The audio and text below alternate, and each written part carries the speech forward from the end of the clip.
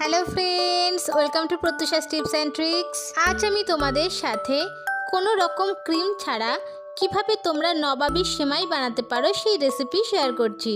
রেসিপিটা ভালো লাগলে একটা ছোট্ট করে লাইক আর সাবস্ক্রাইব করার অনুরোধ রইল। তাহলে চলো দেখে নিই নবাবী সেমাই কিভাবে বানাতে হয়। একটা কড়াইতে 1 টেবিল স্পুন মতো ঘি অ্যাড করে দিলাম। ঘিটা গরম হয়ে গেলে এর মধ্যে 3টে ফাটানো এলাচ, 1 টুকরো দারচিনি আর একটা ছোট সাইজের তেজপাতা এইভাবে ছিঁড়ে দিচ্ছি। এতে তেজপাতার ফ্লেভারটা ঘিয়ের মধ্যে খুব সুন্দর আসে।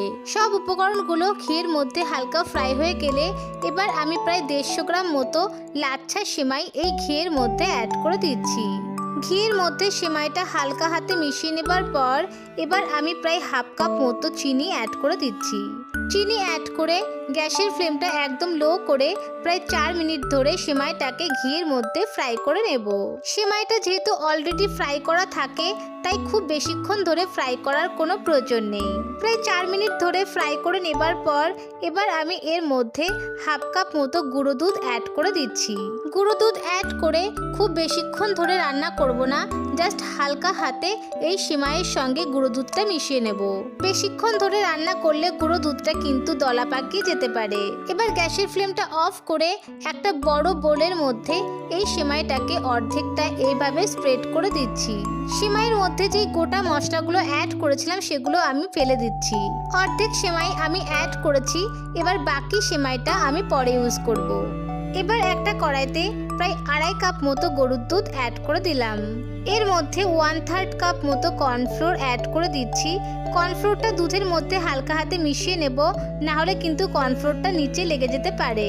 এবার হাফ কাপ মতো চিনি অ্যাড করে গ্যাসের ফ্লেমটা মিডিয়াম করে কন্টিনিউ এই দুধটাকে এইভাবে নেড়ে যেতে হবে।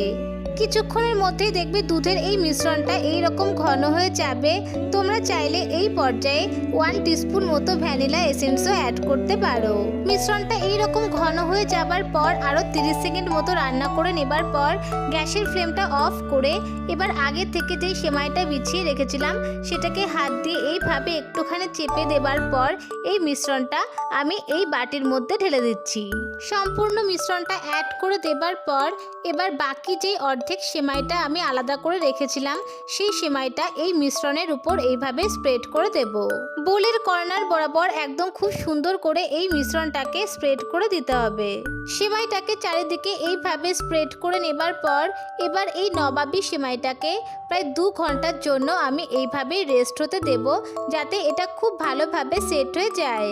প্রায় 2 ঘন্টা পর আমি তোমাদের নবাবী সেমাইটা দেখাচ্ছি। দেখো এর মধ্যে কি সুন্দর 3টে লেয়ার তৈরি হয়েছে। নবাবী সেমাইটা কিন্তু ভালো মতো সেট হয়ে গেছে। এবার আমি এর মধ্যে কিছু অ্যালমন্ডস আর কিছু পিস্তাকে এইভাবে স্প্রেড করে দিচ্ছি, যাতে এটা দেখতে অনেক বেশি সুন্দর লাগে। তোমরা যে কোনো ড্রাই ফ্রুটসও ইউজ করতে পারো। কিছু লাল রঙের টুটি ফুটি আমি এই সেমাইয়ের উপর দিয়ে এইভাবে স্প্রেড করে দিচ্ছি। এতে কিন্তু সেমাইটা দেখতে এবং খেতে অপূর্ব লাগবে। দেখো সেমাইটা কি অপূর্ব দেখতে লাগছে। এই সেমাইয়ের টেস্ট কিন্তু জাস্ট অসাধারণ হয়। আমি সেমাইটা একটা কর্নার থেকে তুলে দেখাচ্ছি। সেমাইটাকে একটা কর্নার বরাবর একদম নিচ থেকে ওপর পর্যন্ত কিন্তু এইভাবে তুলতে হবে। দেখো নবাবী সেমাইটা কি সুন্দর লোভনীয় লাগছে। তোমরা কিন্তু কোনো রকম ক্রিম ইউজ না করেও অতি সহজে খুবই সুস্বাদু এই নবাবী সেমাই বানিয়ে ফেলতে পারো। আশা করি রেসিপিটা তোমাদের খুব ভালো লেগেছে। ভালো থেকো, হ্যাপি থেকো।